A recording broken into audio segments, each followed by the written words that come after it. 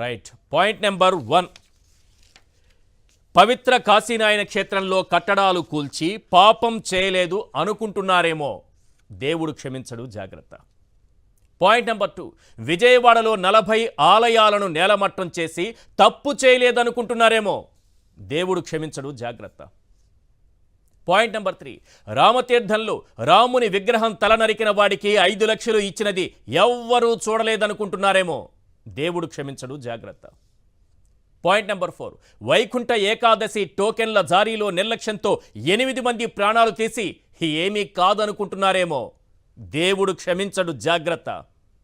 Point number 5. Tourism పేరుతో పాప వినాశనంలో బోట్లు నడిపితే పాపం అంటదు అనుకుంటున్నారేమో, దేవుడు క్షమించడు, జాగ్రత్త. Point number 6. శ్రీవారి లడ్డూలకు జంతువుల కొవ్వు అంటూ తప్పుడు ఆరోపణలు చేసి తప్పించుకోవాలనుకుంటున్నారేమో, దేవుడు క్షమించడు, జాగ్రత్త. Point number 7. సనాతని వేషం వేసి ఆలయాల మెట్లు కడిగి రాజకీయ వ్యాపారం చెయ్యొచ్చనుకుంటున్నారేమో, దేవుడు క్షమించడు, జాగ్రత్త. Point number 8. దేవుడి రథాలు తగలబెట్టి విగ్రహాలు కూలగొట్టి రాజకీయ ప్రత్యర్థులపైకి నెట్టేయాలనుకుంటున్నారేమో, దేవుడు క్షమించడు, జాగ్రత్త. Point number 9. ముంతాజ్ హోటల్పై ఆందోళన చేసిన సాధువులపై దాడులు చేయించి నేరం చేయలేదనుకుంటున్నారేమో, దేవుడు క్షమించడు, జాగ్రత్త. Point number 10.